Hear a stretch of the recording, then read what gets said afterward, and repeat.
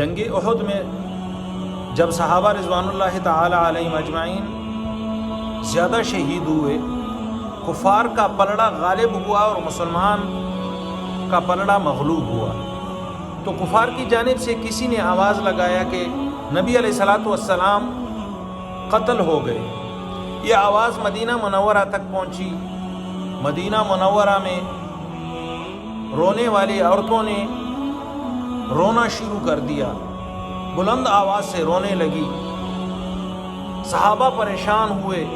بعد میں نبی علیہ الصلوۃ والسلام کی حیات کا اطلاع صحابہ کو ہوا۔ نبی علیہ الصلوۃ والسلام زندہ تھے، لیکن وہ بات کفار نے جھوٹ مشہور کی تھی کہ نبی علیہ الصلوۃ والسلام قتل ہو گئے۔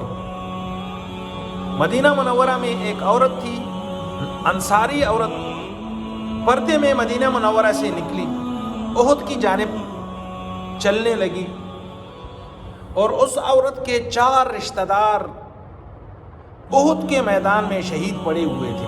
ایک شہید پر اس عورت کا گزر ہوا تو فرمایا کون شہید ہے؟ صحابہ نے فرمایا تمہارا والد صاحب شہید ہو چکا ہے۔ اس انصاری عورت نے فرمایا کہ نبی علیہ الصلوۃ والسلام کی حالت کیا ہے؟ لوگوں نے فرمایا آگے چلے جائیے۔ دوسرے شہید کے قریب پہنچی، فرمایا کون ہے یہ شہید؟ فرمایا تمہارا شوہر شہید ہوا ہے۔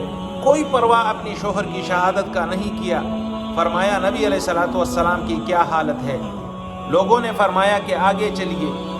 آگے چل کر تیسرے شہید کو دیکھا، فرمایا کون شہید ہے؟ فرمایا تمہارا بیٹا، تمہارا لخت جگر شہید ہو چکا ہے۔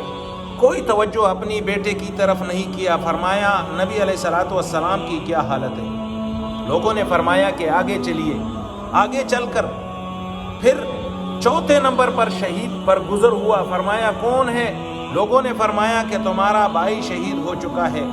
اس عورت نے فرمایا کہ نبی علیہ الصلوۃ والسلام کی کیا حالت ہے؟ فرمایا لوگوں نے کہ آگے نبی علیہ الصلوۃ والسلام آ رہے ہیں۔ عورت آگے چلی، نبی علیہ الصلوۃ والسلام پر عورت کی نگاہ پڑی۔ عورت نے فرمایا نبی علیہ الصلوۃ والسلام کو دیکھنے کے بعد عورت کی زبان پہ یہ الفاظ جاری ہوئے، بِأَبِي أَنْتَ وَأُمِّي یا رسول اللہ، لا ابالی اذ سلمت من عتب، یا رسول اللہ میرے ماں باپ آپ پر قربان، آپ سلامت ہے تو سب کچھ سلامت ہے۔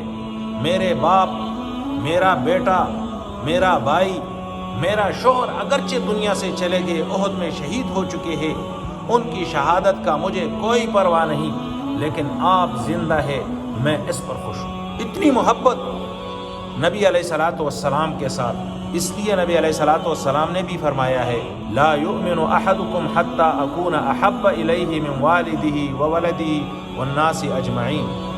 اس وقت تک انسان کامل مؤمن، کامل مسلمان نہیں ہو سکتا جب تک میرے ساتھ اپنے تمام رشتہ داروں سے زیادہ، باپ سے زیادہ، بھائی سے زیادہ، شوہر سے زیادہ، تمام عزیز اور اقارب سے زیادہ محبت میرے ساتھ نہ ہو، اس وقت تک انسان کامل مومن، کامل مسلمان نہیں بن سکتا۔